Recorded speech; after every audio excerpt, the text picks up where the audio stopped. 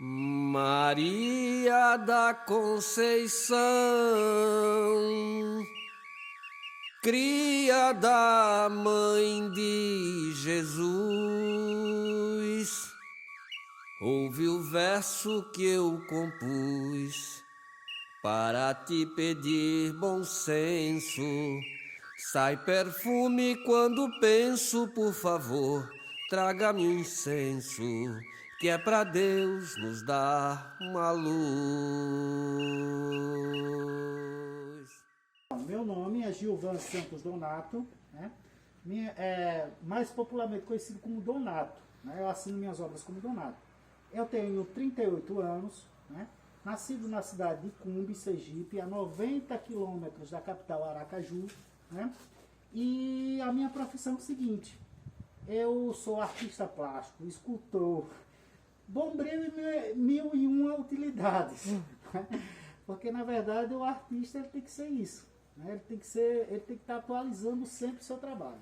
Olha, eu se fosse considerar o tempo que eu nasci, eu acho que desde que eu nasci, porque minha mãe disse que eu já nasci fazendo arte. Mas profissionalmente eu posso dizer que a partir dos 18 anos. Dos 18 anos eu comecei realmente a me aprofundar mais, a entrar nesse universo, né, da arte, né, que é uma coisa que é muito prazeroso, é muito bom. Aqui eu não tenho estresse, aqui eu não tenho, nesse trabalho meu eu não tenho estresse, eu não tenho preocupações. Toda a energia boa que eu tenho eu deposito ali. É assim, ele é uma pessoa que, assim, do meu ponto de vista, né? Uma pessoa, começou muito jovem, né? Aprendendo. Acho muito bonito o desenvolvimento dele, porque para mim eu digo que ele é um artista, é um dom de Deus, porque não é todo mundo que tem esse dom. As obras de arte de Gilvan, certo? Ela ajuda não só a contar história, mas também a educar e a representar a realidade. Né? São obras de artes onde a gente percebe, né, a manifestação dele, a manifestação dos sonhos dele como artista, né, de seus sonhos, né, de seus ideais. Tá? Com meus 18 anos, eu tive uma grande missão, um grande convite, e era produzir algo que simbolizasse a cidade de Cumbe e a história, né? E aí foi feita aquela estátua de concreto, né? No tamanho real, de pessoas reais, e desde então eu entendi que realmente o dom era maior e eu tinha que fazer fluir, né? Tinha que fazer isso acontecer. E está ali até hoje, graças a Deus, uma linda obra, que para a idade que eu tinha, para o começo, é claro que a técnica melhorou, né?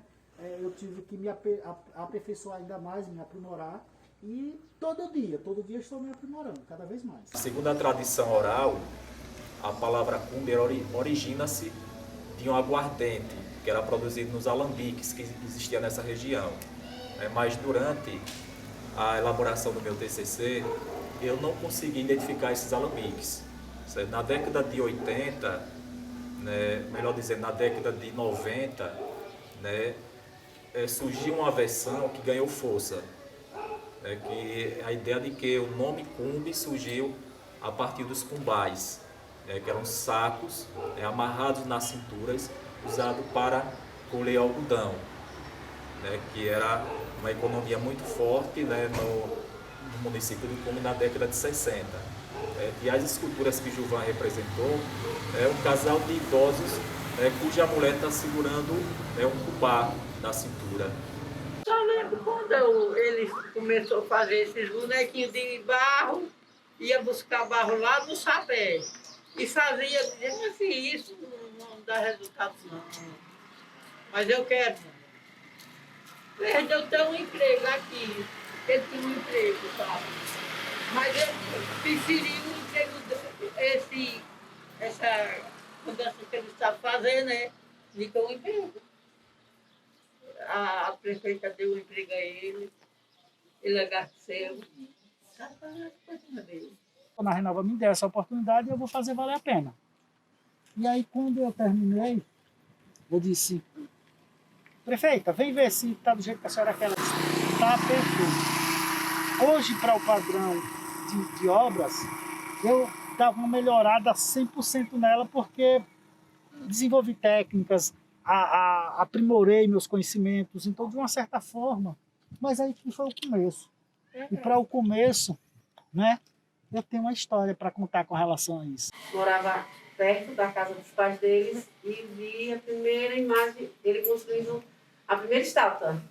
Então, como ele fazia no quintal da casa do pai, era umas cerquinhas de vara, e eu ficava todo dia, eu passava para comprar pão ou leite, e eu ficava coreando ali por detrás para me ver, porque eu achava muito interessante a manuseação dos ferros. O que ele queria fazer com aqueles ferros? Olha, o meu trabalho ainda é um pouco primitivo. Eu posso dizer primitivo porque é um trabalho que tem muito toque. Porque eu acho que talvez seja por isso que as minhas imagens ela tenha mais realismo com aquilo que os clientes procuram numa imagem, né? Porque eu só utilizo praticamente, além dos andaimes, tábua e madeira, o martelete, que eu faço a imagem, a ferragem toda da imagem. Depois da ferragem, vem a parte de concreto, que ela fica totalmente grosseira, e aí eu venho com o martelete, esculpindo ela toda, até dar o formato, e o acabamento final com massa fina. Então, assim, através desse, só um equipamento que eu posso dizer que é essencial, é o martelete, porque me dá bastante agilidade no processo de esculpir.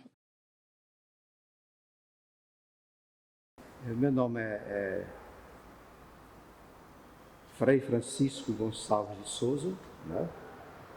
Tomamos, né, o título de Frei porque pertencemos à ordem dos frades menores. Nós somos tratados de freis, que vem de frade, que por sua vez vem de frater, que por sua vez vem de fraternidade, né? Então, a ordem dos frades menores é uma fraternidade, né, fundada por Francisco de Assis, né?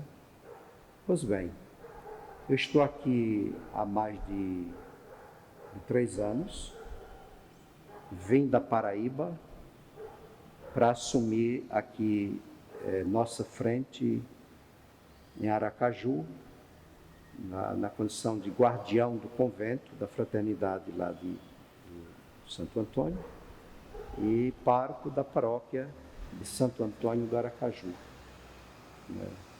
Vindo dar continuidade, né, a essa história de mais de 100 anos, né, uma história de presença dos frades aqui, precisamente em Aracaju. No estado, os frades estão há mais de 200 anos, né? Há mais de 200 anos, os frades estão presentes em missão aqui no estado de Aracaju, de Sergipe, onde nós vamos encontrar traços na cultura religiosa do povo, né, em todo o estado praticamente, por onde os frades estiverem e passaram.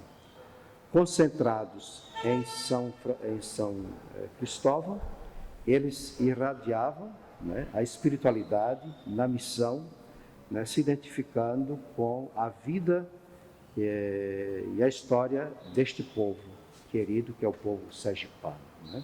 Pois bem, estando aqui há mais de 3 anos, a nossa missão é uma missão paroquial, onde a gente procura fazer a diferença, né? Em que, precisamente? Né? Na nossa maneira de ser e de agir, que diferencia do clero diocesano, que diferencia dos outros religiosos. Por quê? Porque nós procuramos sinalizar o nosso carisma, que é o carisma franciscano, né?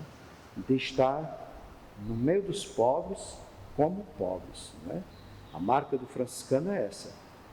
Bom, eu estava aqui e aí eu vi um noticiário na televisão e estava passando alguma coisa sobre a trezena do Santo Antônio, né? Aí eu olhei assim e achei interessante. Disse, puxa, Colina do Santo Antônio, não tem uma imagem de Santo Antônio? Eu acho que esse é meu projeto. E aí o seguinte, fui para a capital com o propósito de fazer a imagem de 10 metros, né? Ao chegar lá, Fiz o projeto, elaborei, conversei com o gestor na época, doutor João, né? E aí ficou tudo certinho. E o que aconteceu? Uma certa noite, tinha ali na orla, a Vila do Forró, né? E aí eu passando pela capelinha, vi a imagem de Santo Antônio. E olhei para os casais de mão dadas, naquele momento assim de forró, festa junina, né? O mês dos santos. Aí eu olhei para a imagem e disse: Santo Antônio, se eu encontrar uma mulher que mexa com meus sentimentos, eu não irei fazer de 10 metros, eu irei fazer de 12 metros. Tá, tudo bem. Quando, com 3 dias, apareceu. Pois bem, então aqui a igreja da colina de Santo Antônio de Aracaju. Esta colina, ela é a mais antiga, está nos anais da história da cidade de Aracaju, que a cidade ela se formou no entorno desta colina. No princípio era chamado de Vila de Santo Antônio do Aracaju. Não é?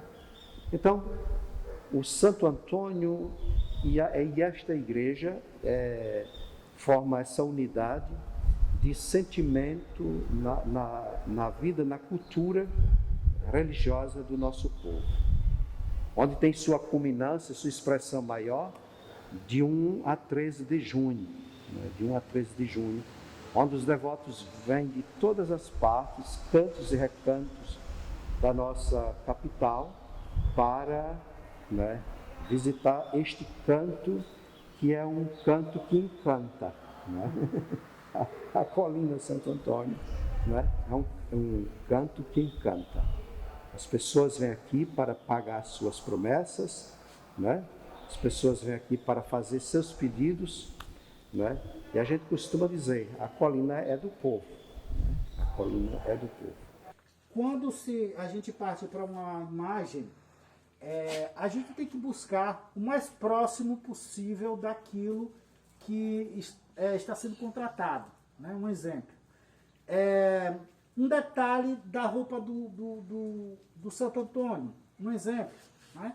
A gente pode ver que eu fiz o pé do santo, ficou parecendo um pé de uma pessoa, de um ser humano, e não estava batendo, não estava ficando em harmonia com o outro conjunto da obra. Então eu dei uma modificada e ali encontrei a harmonia da peça, né? E eu sempre faço uma pesquisa com relação à peça, à imagem, o que ela representa. Eu entro na história, eu conheço a história do santo, da imagem que eu for fazer, né? E ali tem aquele processo que você acaba conhecendo realmente a história e tem que se envolver. Se o artista for fazer uma imagem e ele não se envolver na história, ele não vai passar uma energia boa naquele trabalho, porque vai estar fazendo uma coisa com o pensamento de outro. São Francisco chamava Santo Antônio de Antônio, meu bispo. Pois bem. Então Antônio ele entra na ordem franciscana e como missionário ele vai, né, andar por muitos lugares. E ele vai se destacar como aquele que leva o evangelho aos pobres, vai chamar a atenção dos ricos e poderosos, né, profeticamente, para que estes tenham um bom coração, para que estes se convertam, né, diante da miséria dos pobres, dos pobres, que é consequência, né, de uma falta de justiça social digna, né? Então, Santo Antônio, já naquela época, na Idade Média, ele é alguém que vai combater as corrupções. Eu não posso fazer uma imagem que conflita com as pessoas que vão olhar, né? Um santo, para o católico, é uma obra suprema, é uma obra divina, um dom de Deus, é uma coisa, vai estar representando quem aquela imagem foi, né, quando vivo, né? Então eu tenho que buscar essa harmonia, né, e trazer um máximo de delicadeza na imagem. Porque se eu colocar na imagem traços reais, o santo ele passa de não ser santo, passa de ser um ser humano. E isso há um conflito, porque o santo é um santo. E para finalizar, você falava da questão da estátua, né? O artista Nonato, ele fez. Quando eu cheguei aqui em Aracaju, né? Esse rapaz ele me apareceu, né? Com a proposta. Já tinha sido encaminhada com outro frade anterior, mas dada as dificuldades, né? Prova é que até hoje essa estátua não veio para cá, faltou planejamento. As pessoas fazem uma coisa, depois de pronta, aí quer impor, apresentar. Boa vontade, gente. A gente tem ali monumentos que contam a nossa história ali no Rio Sergipe, obras de 7 metros que custaram 540 mil cada uma. A nossa obra, na época, 240 mil, para ser colocada ela lá, então, de 12 metros. Então, boa vontade, boa vontade. Eu acho que essa é a palavra. Quando se tem boa vontade, principalmente para os artistas da terra, eu acho que tudo flui. Mas quando não há, infelizmente, vai se criar vários obstáculos e vai ser sempre um problema, porque é aquela questão, boa vontade, só isso. A imagem, em termos artísticos, sem comentário. Ela é bonita. Eu estive lá, né? Ela é bem feita, ela é bem detalhada, né? Agora, tem nesses trâmites que a gente tem coisas mais importantes para tratar do que cuidar de um traslado, né? Depois, né? Então, pessoal, eu sou uma pessoa de muita fé, eu sou um de muita fé. E aquela obra ali, ela não está ali em vão. Eu tenho certeza que o que Deus está preparando é maior, muito maior do que a gente pensava lá atrás. Então, assim, tem que ter fé, muita fé. E é isso que eu tenho. E se amanhecer? E se houver amanhã? E se permanecerem as coisas como estão? E se amanhecer? E se houver amanhã? E se permanecerem as coisas como estão?